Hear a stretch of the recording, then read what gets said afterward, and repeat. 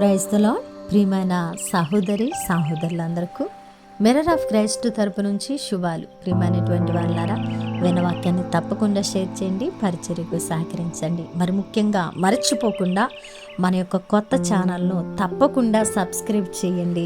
దానిలో కూడా అద్భుతమైనటువంటి వీడియోలను మీ ముందుకు తీసుకొస్తూ ఉన్నాం. వీటన్నిటినీ మీరు దృష్టిలో ఉంచుకొని ఈ పరిచర్యను మరి ప్రోత్సహిస్తూ ఈ పరిచర్యకు సహకారులుగా ఉంటూ ఈ వాక్యాల అన్నిటినీ మీరు షేర్ చేస్తూ మీరు బలపడుతున్న విధానాన్ని బట్టి ఈ పరిచర్యలో ముందుకు కొనసాగాలని తెలియపరుస్తున్నాను. ఈరోజు దేవుడు మనతో మాట్లాడుతున్న బలమైన వాగ్దానము ద్వితీయోపదేశ కాండము 3వ అధ్యాయము 22వ వచనము. నీ దేవుడైన యెహోవా మీ పక్షముగా యుద్ధము చేయవాడు గనక వారికి భయపడవద్దని ఆజ్ఞాపించితిని. దేవునికి మహిమ కలుగునుగాక.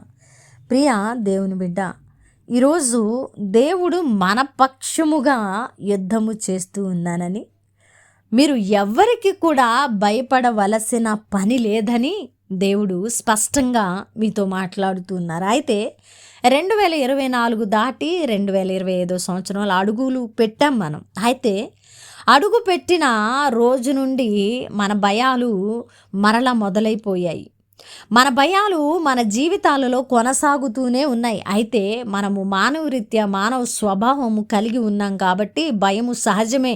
కానీ ప్రతినిత్యము దేవుడు మనతో ఏదో ఒక రీతిలో, ఏదో ఒక పద్ధతిలో, ఏదో ఒక విధంగా భయపడవద్దు అని మాట్లాడుతూ ఉన్నారు. ఎందుకంటే మానవులుగా మనం సహజంగా భయపడతామని ఎరిగిన దేవుడు మనల్ని బలపరచడానికి, మనల్ని సమాధానపరచడానికి, మన పరిస్థితులు ఎలాగున ఉన్నా మనము ధైర్యం కలిగి ఆయనలో ఫలించాలని ఒక ఉన్నతమైన ఉద్దేశం కలిగిన దేవుడు భయపడవద్దని మనతో మాట్లాడుతున్నారు. కాబట్టి దేవుని మాటను మనము లెక్క చేద్దామండి. ఎందుకంటే దేవుని మాటను ఖాతరు చేయకపోతే, లెక్క చేయకపోతే మనం ఇంకా బలహీనులం అవుతాం, భయపడతాం, జారిపోతాం, అవిశ్వాసంలోకి వెళ్ళిపోతాం, దేవుని మీద గొనుగుకుంటాం, సనుగుకుంటాం. కాబట్టి ప్రియ దేవుని బిడ్డ, ఈరోజు నీ ముందు ఏ గడ్డు పరిస్థితి ఉన్నా, ఈరోజు నీ ముందు ఎంత కొండలాంటి భీతు గొలిపే పరిస్థితి ఉన్నా కూడా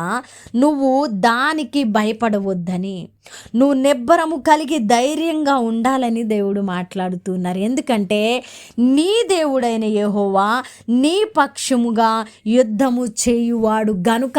ఎందుకండి భయపడొద్దు? ఎందుకండి నన్ను బెదిరించే పరిస్థితులు నా ముందు ఉన్నా, నన్ను కృంగదీస్తూ ఉన్నా, నన్ను పడవేస్తూ ఉన్నా, ఒక కొండలాగా అది నన్ను భయపెడుతూ ఉన్నా, నన్నెందుకండి భయపడవద్దని మీరు చెబుతూ ఉన్నారు అని ఒకవేళ ప్రశ్న మొదలైతే, ప్రియ దేవుని బిడ్డ, ఇది నేను మాట్లాడితే, నేను చెబితే మరి నువ్వు ఈ ప్రశ్న వేయటంలో ఒక అర్థం ఉంది, కానీ మాట్లాడేది నేను కాదు, కానీ సర్వశక్తిమంతుడైన దేవుడు మాట్లాడుతున్నాడు. కాబట్టి ఈ ప్రశ్న వేయటానికి మనం అర్హులము నేరము. ఎందుకంటే మీ దేవుడైన యెహోవా మీ పక్షముగా యుద్ధము చేయువాడు గనుక భయపడవద్దు. ఎవరండి మన పక్షాన్ని యుద్ధం చేసేది? నిజంగా నీ తరపున దేవుడు పనిచేస్తూ ఉంటే, నిజంగా నీ తరపున నీ ప్రార్థనలు విని దేవుడు యుద్ధం చేస్తూ ఉంటే నువ్వు భయపడవద్దు. ఎందుకంటే నీ పక్షమున యుద్ధం చేసేది దేవుడు గనక వారికి, ఆ పరిస్థితికి, ఆ యొక్క వ్యక్తికి నువ్వు భయపడవద్దని దేవుడు ఈరోజు బలంగా మాట్లాడుతున్నారు. కాబట్టి ప్రియ దేవుని బిడ్డ, దేవుడు నీ పక్షముగా యుద్ధము చేసే విధంగా నువ్వు భక్తి చేయడం నీ పని. ఇక్కడ నీ పని ఏంటో తెలుసా? దేవుడు నీ పక్షంగా ఉండడం, దేవుడు నీ పక్షంగా పని చేయడం, దేవుడు నీ పక్షంగా యుద్ధం చేయడం, దేవుడు నీ పక్షంగా ఆలోచించడం, దేవుడు నీ పక్షంగా శత్రువుని తుద ముట్టించేలాగా చేసుకోవడం నీ పని, నీ క్రియ. ఇది నువ్వు చేయవలసిన పని. దేవుని పని ఏంటో తెలుసా? నీ పక్షముగా ఆయన పని చేయడం, నీ పక్షముగా ఆయన యుద్ధం చేయడం, నీ పక్షముగా నీ శత్రువుల అన్నిటినీ తరిమి కొట్టడం, నీకు ఆశీర్వాదాన్ని ఇవ్వడం, నీకు దీవెన ఇవ్వడం, నిన్ను స్థిరపరచడం, నిన్ను నిలబెట్టడం, నిన్ను ఉన్నత స్థానంలో ఎక్కించడం అనేది దేవుని పని. దేవుడు నీ పక్షంగా పని చేయాలంటే ఇక్కడ నీవు దేవుడు కలిసి పని చేయాలనే వాస్తవాన్ని గుర్తుపెట్టుకోవాలని దేవుడు మాట్లాడుతూ ఉన్నారు. ఈరోజు నువ్వు నీకున్న పరిస్థితిని బట్టి నువ్వు భయపడకుండా ఉండాలంటే, నీవు భయము భీతిలో దిగబడిపోకుండా ఉండాలంటే దేవుడు నీ పక్షమున ఉండాలి, నువ్వు దేవుని పక్షమున ఉండాలి. అవి రెండు కలిసినప్పుడు నీ పరిస్థితుల్లో నువ్వు భయపడకుండా నిలబడతావని దేవుడు ఈరోజు లోతైన విషయాన్ని నీకు తెలియపరుస్తున్నారు. కాబట్టి ప్రియమైన దేవుని బిడ్డ, అద్భుతమైన వాగ్దానాన్ని పట్టుకొని నువ్వు పరిస్థితులు భయపడక, దేవుడు నా పక్షమున యుద్ధం చేస్తున్నాడు కాబట్టి నేను భయపడవలసిన పని లేదని నువ్వు దేవుని పాదాల చెంత కూర్చుంటే, ఆయన పనిలో నువ్వు ముందుకు వెళుతూ ఉంటే, నువ్వు నీతి మార్గాన్ని అనుసరిస్తూ ఉంటే, ఆ యొక్క పనులు వాటంతటా అవే జరిగిపోతూ ఉంటాయి. ప్రతిదీ కూడా దాని స్థానంలో చక్కగా కూర్చబడుతుంది. హల్లెలూయా.